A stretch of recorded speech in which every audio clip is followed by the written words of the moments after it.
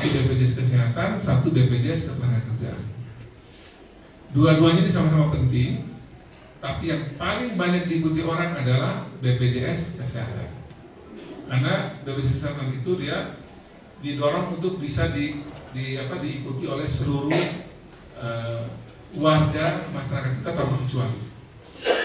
Kalau BPJS Ketenagakerjaan itu hanya khusus bagi yang berkategori pekerja. Nah, Bapak Ibu sekalian, Pak Prabowo Subianto pada periode saat ini mendorong betul agar kita semua itu memastikan agar seluruh warga masyarakat kita itu sudah ikut dalam program BPJS Kesehatan ini secara paripurna, jadi semua sudah bisa. Atau sekurang-kurangnya masuk dalam UHC apa itu namanya? UHC prioritas, yang berarti KTP pun sudah bisa dipakai untuk pelayanan kesehatan. Dan untuk itu memang kita semua kejarnya ke arah sana. Nah, jadi khusus bagi bapak-bapak, ibu-ibu kepala desa dan lurah yang ada di sini, itu dipastikan jangan sampai ada kita punya warga yang tidak tercatat sebagai peserta BPJS Kesehatan atau sekurang-kurangnya tidak memiliki kartu tanda kependudukan KTP. Saya mau tanya singkat dulu. Di sini apakah masih ada warga kita belum punya KTP? Coba kalau belum ada, lebih angkat tangan dan kita tahu ada berapa orang di situ. Mumpung kita masih bisa meminta dukcapil segera bergerak yang masih KTP dulu. Ada Bapak Ibu sekalian, ini Bapak Ibu kepala desa dan lurah ada yang warganya belum ber-KTP? Ada? Ada. Cukup banyak. Jadi kalau KTP tidak punya, itu otomatis dia sulit mendapatkan berbagai haknya dia sebagai warga negara Republik Indonesia. Dan sering saya temukan kadang-kadang itu orang tidak memiliki KTP atau kehilangan KTP tidak mau diurus lagi atau belum terurus lagi atau pindah tidak terurus lagi atau bahkan mungkin yang dulu-dulu yang KTP zaman dulu kan belum dia coba untuk perbarui lagi. Kemarin Dirjen Dukcapil itu ke Kupang ketemu dan kita ngobrol panjang lebar dan nampaknya jangan main-main soal KTP. Karena besok itu semuanya urusan KTP. Saya kepala Dukcapil kan. Nah, Pak Dusreo itu penting sekali. Pada berkeadilan selesai pokoknya KTP ini mutlak. Jadi jangan ada satupun pendudukan yang tidak punya KTP. Itu masih kita ubah sampai KTP semua. Nah sekarang sudah dimudah toh, bisa pakai belangko, bisa juga pakai elektronik digital. Jadi sekali lagi bagi semua kepala desa lurah di sini wajib hukumnya cek seluruh warganya, tidak boleh ada yang tidak ber-KTP lagi. Bisa ya? Kalau tidak bisa lapor segera ke camat, mungkin ada Pak Dusreo di sini lapor memang. Sudah segera atur untuk bagaimana urusan dengan KTP. Karena sering KTP ini mutlak dan penting sekali. Tanpa itu tidak bisa untuk terpunya sebagai warga negara. Yang berikut yang penting adalah di tingkat desa kelurahan ini adalah kita itu kan di undang-undang desa, kalau saya itu tolong diluluskan, itu kan ada 3 orang tenaga kesehatan yang kira-kira harus dimiliki oleh setiap desa, betul ya? Bidan, perawat sama ahli gizi, benar ya? Nah, 3 ini sebaiknya setiap desa juga, biar bisa punya pasukan kesehatan, itu sebaiknya diisi. Di sini adakah desa kelurahan yang belum memiliki 3 perangkat ini? Ada? Ada. Nah, sebaiknya sudah diisi. Khusus di Ngada ini ada 1290 ya? Betul.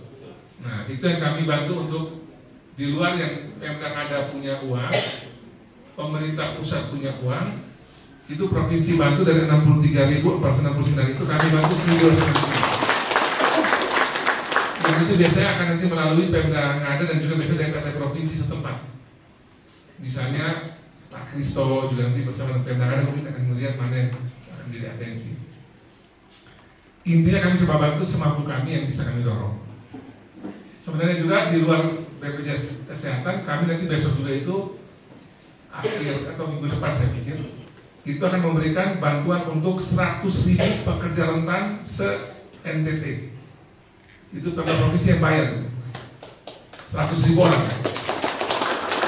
Biar nanti kalau kata mereka ada celaka atau mereka meninggal itu, nanti BPJS Tenaga Kerja temannya BPJS Kesehatan akan membayar 100.000 orang kami bayar untuk mulai bulan ini sampai dengan akhir bulan, sampai akhir tahun. Itu tanda bahwa kita sama-sama ya Pak Bupati, karena kalau sudah bagi daerah tidak terlalu besar, daerah keuangan tidak terlalu besar. Terakhir begini Pak Ibu sekalian, di luar urusan kesehatan. Tadi kita sini ada berapa rumah sakit yang turun kelas, Bu Grace? Di Ngadaman ya? Oh di Sika ya. Jadi ini saya mendapat kabar yang agak kurang menggembirakan itu dari hasil penilaian dari Kemenkes itu atau BPJS. Kemenkes itu. Ada sekitar 10 rumah sakit di NTT ini turun kelas. Itu tanda-tanda kurang bagus itu. Nah tapi begini, kemarin itu juga sudah kami minta untuk seluruh, saya minta kepada Dinas Kesehatan segera Zoom dengan seluruh rumah sakit se-NTT tanpa kecuali. Coba cek kebutuhannya apa saja yang membuat mereka turun kelas. Kalau dia butuh bangun sesuatu di luar kita dari pusat ini, saya cari mekanisme itu, mekanisme bisa pinjaman lunak kasih mereka. Atau kalaupun dia butuh alat, itu saya usul begini Bu Grace, kita pakai KSO aja. Banyak perusahaan saya sudah lobby juga mereka mau KSO. Daripada kita beli kan duitnya dari mana lagi? Yang BNPT kan terbatas, teman-teman itu terbatas. Dan banyak teman-teman yang punya alkes di Jakarta itu sudah mau. Nah itu udah kemarin taruh di sini bagi hasil. Di rumah sakit tidak perlu pusing, tidak perlu dia beli, tidak perlu dia perawatan, tapi dia dapat alat dan bisa dipakai untuk pelayanan. Itu BPJS selama cepat dari sini lama-lama. Dan rumah sakit kasihan orang. Nah, dan demikian kita bisa kasih pelayanan yang bagus di NTT. Jadi khusus soal ini saya pikir nanti kami akan bersama dengan pemerintah daerah, Pak Bupati, Pak Wali Kota, dan jajaran para dinas kesehatan untuk benahi soal rumah sakit. Nah, mumpung ada Bapak Ibu semua yang dari berbagai desa kelurahan ini, nah jadi kita ini sedang bicara kesehatan, Bu. Di sini saya ambil masuk luar kesehatan dulu sedikit. Salah satu yang membuat kita sehat itu bukan cuma aspek kesehatan fisik saja. Tapi yang bikin masyarakat sehat itu dia harus pegang uang cukup biar dia juga punya badan dan pikiran sehat. Amin. Amin. Kita kalau kita tidak pegang uang cukup itu pasti kita sakit Pak. Karena apa susah. Jadi habis kita sehat secara BPJS itu juga masih sehat yang lain, sehat ekonomi. Dalam rangka sehat ekonomi itu makanya saya bawa banyak kadis-kadis datang ini. Ini mereka menjamin kesehatan non BPJS kesehatan ini. Kalau tadi kan bicara soal kesehatan yang BPJS kesehatan punya urusan, yang Dinkes punya urusan. Tapi kesehatan sekarang itu kesehatan jasmani dan rohani. Salah satu kesehatan rohani yang paling berbahaya itu harus pegang uang. Orang NTT, orang Arab itu dipegang uang Pak, bahaya Pak. Pulang istri bisa kena marah, suami bisa pusing Pak, istri mana uang kurang-kurang terus. Benar tidak Bu? Nah ini saya membicarakan aspek yang non BPJS itu. Kami mendorong di NTT seluruhnya ini agar untuk juga membuat masyarakat bisa mendapatkan nilai tambah itu, kita masih meningkatkan produktivitas kita di masing-masing daerah, di desa kelurahan NTT juga di Ngada. Sehingga saya dorong betul agar potensi dari setiap desa itu sebaiknya itu kita tahu, kita saling sharing dan kita kembangkan. Potensi apa saja? Mau di sektor peternakan, perikanan, perkebunan, kelautan perikanan, pariwisata, apapun silakan. Itu dicoba dicatat baik. Dan saya minta pada Pak Victor Manek ini dibantu oleh semua pimpinan kepala daerah, pimpinan OPD, untuk setiap desa dan kelurahan itu kalau bisa kita minimal punya 5 potensi yang bisa kita kembangkan. Bapak Ibu kepala desa lurah juga bisa mengamankan itu secara mandiri dan bisa juga dibantu oleh pemerintah kabupaten setempat atau provinsi, bisa juga dana pusat atau swasta. Tapi kami butuh betul data tentang kemampuan potensi daerah agar itu bisa menjadi bagian dari kita punya konsentrasi bersama untuk kita kembangkan. Sehingga kita punya potret potensi desa kelurahan kita itu se-NTT-nya bagus. Dan itu bisa menjadi pegang kita untuk mengembangkan sesuatu di situ. Apa saja.